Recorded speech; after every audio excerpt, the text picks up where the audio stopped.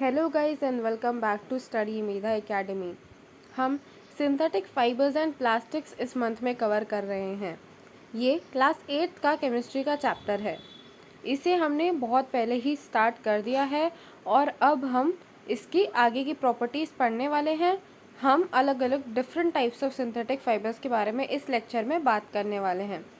मैं इससे स्टार्ट करूँ लेक्चर उससे पहले मैं आपको एक ओवरव्यू दे देती हूँ कि मैंने इससे पहले आपको क्या क्या पढ़ा दिया है, ताकि आपका रिवीजन हो जाए और जो आपको चीज़ें पहले पढ़ाई गई है वो भी जल्दी से रिवाइज हो जाए। तो चलिए स्टार्ट करते हैं।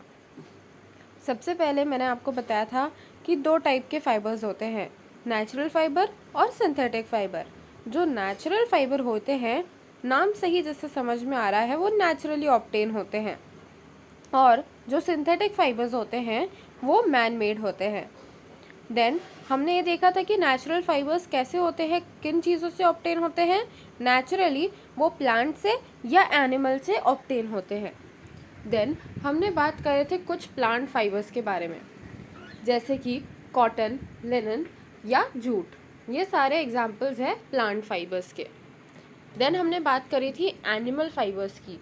एनिमल फाइबर्स में सबसे पहले हमने डिस्कस करा था कि सिल्क क्या होता है। सिल्क वर्म से बनता है, और साथ में हमने बताया था कि वुल, जो कि वुल होता है वो शीप से बनता है। जैसे आप सभी को पता है, वुल हमें शीप से ऑब्टेन होता है। देन हमने याक फाइबर के बारे में बात करी थी कि जो याक फाइबर होता है वो हमें याक से मिलता है। मैं आपको जल्दी रिवीजन करवा रही हूँ, सिर्फ आपको एक बार रिवाइज करा रही हूँ ताकि हम जल्दी से जल्दी नया जो चीज़ है इस वीडियो लेक्चर में वो स्टार्ट कर सके। अगर आपने ये सारी वीडियोस पहले नहीं देखी हो तो आप एक बार उससे देख लेना, तभी आपको ये वाला वीडियो जो है वो अच्छे से समझ में आएगा। उसके बाद में हमने बात करी थी सिंथेटिक फाइबर्स के बारे में, जिसमें मैंने आपको बताया था कि जो सिंथेटिक फाइबर्स होते हैं उनकी प्रॉपर्टीज़ क्या होती है और वो कैसे लॉन्ग लास्टिंग होते हैं और कैसे अच्छे होते हैं ज़्यादा नेचुरल फाइबर्स से। देन हमने उसके एग्जांपल्स के बारे में बात करी थी। उसके एग्जांपल्स में हमने टेरिलीन, रेयॉन, नायलॉन, ये सारे चीज़ों के बारे में बात करी थी।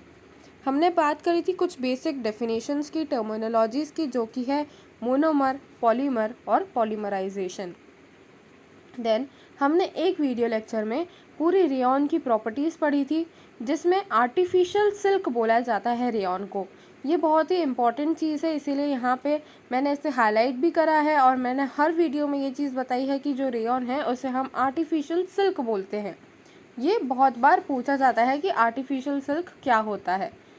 देन हमने प्रॉपर्टीज़ ऑफ रेयॉन पढ़ी थी, हमने यूजेस ऑफ रेयॉन पढ़े थे, हमने नायलॉन की भी सेम तरह से, जैसे हमने रेयॉन के बारे में प्रॉपर्टीज़, इंट्रोडक्शन और यूजेस पढ़े थे, वैसे ही हमने यहाँ पे नायलॉन का इंट्रोडक्शन देखा था।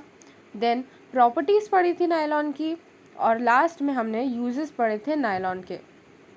अब इस लेक्चर में हम सेम पैटर्न में, जैसे हमने नायलॉन और रेयॉन के बारे में पढ़ा, हम इंट्रोडक्शन देखेंगे, यूजेस देखेंगे और साथ में उसकी प्रॉपर्टीज़ भी डिस्कस करेंगे। तो चलिए स्टार्ट करते हैं। सबसे पहले व्हाट इज़ पॉलिस्टर। तो जो यहाँ पे फर्स्ट पॉइंट लिखा है, alcohol and organic acid react together to make compounds called esters which are polymers. Polyesters come under the brand name of Terylene, Dacron, Terene and Polyester। मतलब यहाँ पे जो पॉलिस्टर है ये किन चीज़ों से मिल के बनता है, ये अल्कोहल और ऑर्गेनिक एसिड्स को अगर हम साथ में रिएक्ट करवाते हैं तो कुछ कंपाउंड्स बनते हैं जिनको हम बोलते हैं ईस्टर। ईस्टर एक काइंड का पॉलीमर है और यही हमें पॉलिस्टर बनाने में भी हेल्प करता है। देन उसके बाद में जो पॉलिस्टर है, जैसे आप देख सकते हैं कि पॉली और ईस्टर, अगर अल्कोहल और ऑर्गेनिक एसिड रिएक्ट करेंगे तो वो एक ईस्टर बनाएंगे, और ये ईस्टर को हम अगर वापस से रिपीट करेंगे और इसकी एक लॉन्ग चेन बनाएंगे तो हम उसको बोल देंगे पॉली ईस्टर। तो ये ही सिंपल सा मेथड होता है पॉलिस्टर बनाने के लिए।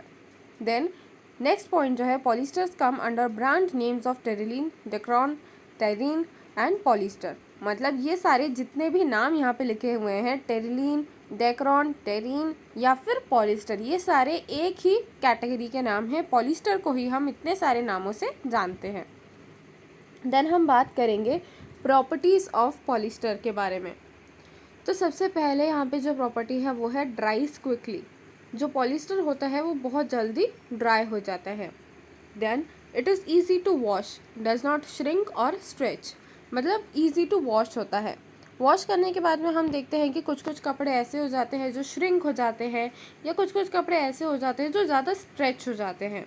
तो पॉलिस्टर के साथ में ऐसा केस नहीं है, पॉलिस्टर जैसा का वैसा ही रहता है वॉशिंग के बाद भी, तो इसीलिए it is easy to wash. Then forms a permanent crease if heated and pressed, मतलब अगर हम पॉलिस्टर को हीट करके उसके ऊपर से हम प्रेस चलाएं तो उसमें एक परमानेंट क्रीज जनरेट हो जाती है। जैसे हमने शर्ट्स में, ऑफिशियल शर्ट्स में हम देखते हैं कि बहुत क्रीजिंग के साथ में प्रेस करी जाती है, तो वो पॉलिस्टर के कारण ही, उसका जो मटेरियल रहता है अगर वो पॉलिस्टर का हुआ, जैसे ऑफिशियल वेयर्स होते हैं वो हमेशा पॉलिस्टर मटेरियल के बनते हैं, क्योंकि उसमें जो क्रीज रहती है वो बहुत ही जल्दी बन जाती है। देन दो light and tough, light weight and elastic, मतलब टफ होता है, लाइट वेट होता है और इलास्टिक होता है नेचर में। टफ होता है मतलब बहुत ज़्यादा उसका रेजिस्टेंट होता है, देन लाइट वेट होता है, हमें पहनने में इतना हल्का रहता है, और इलास्टिक नेचर होता है उसका। Then resistant to pest and chemicals, मतलब पेस्ट से, जो कीड़े मकोड़े होते हैं उनसे रेजिस्टेंस इसका हाई होता है, और साथ ही साथ में केमिकल से भी ये रेजिस्टेंट होता है। देन हम पढ़ते हैं यूजेस ऑफ पॉलिस्टर। यहाँ पे 3 पॉलिस्टर के यूजेस लिखे हुए हैं, हम देख लेते हैं सभी को। Highly suitable for shirting, suiting, saris and drapes, मतलब जैसे मैंने आपको बताया कि ये क्रीज जो है इसमें बहुत जल्दी जनरेट होती है, तो इसीलिए इनको ऑफिशियल वेयर्स में, सूट्स में, शर्ट्स में ज़्यादा यूज़ करा जाता है, या फिर साड़ीज़ में भी इन्हें ज़्यादा यूज़ करा जाता है। Then mixed with fibreglass for moulding into helmets, protective sheets and hulls in boats, मतलब यहाँ पे जैसे इसको है ना मिक्स करते हैं हम ग्लास फाइबर से, और उसके बाद में हम इसे हेलमेट बनाने में यूज़ करते हैं, प्रोटेक्टिव शीट्स बनाने में यूज़ करते हैं, और हल्स इन बोट्स, बोट्स में जो हल्स होते हैं उन्हें बनाने के लिए भी हम पॉलिस्टर का यूज़ करते हैं। Then making magnetic audio and video cassettes and floppy disc, मतलब जो हम मैग्नेटिक ऑडियो वीडियो कैसेट बनाते हैं, मैग्नेटिक कैसेट का नाम अगर आपने सुना होगा, तो उसको बनाने के लिए भी पॉलिस्टर का यूज़ होता है, या फिर जो फ्लॉपी डिस्क होती है उसमें भी हम पॉलिस्टर का यूज़ करते हैं। तो ये था यहाँ पे पॉलिस्टर के बारे में, हमने प्रॉपर्टीज़ पढ़ी, थोड़ा सा जनरल इंट्रोडक्शन देखा पॉलिस्टर का कैसे बनता है वो, और हमने इसके यूजेस भी डिस्कस करे। तो आई होप आपको यहाँ तक के सब कुछ समझ में आया होगा। अगर आपको कुछ भी समझ में नहीं आया हो तो आप हमसे कमेंट सेक्शन में पूछ सकते हैं। Thank you so much for watching this video till the end.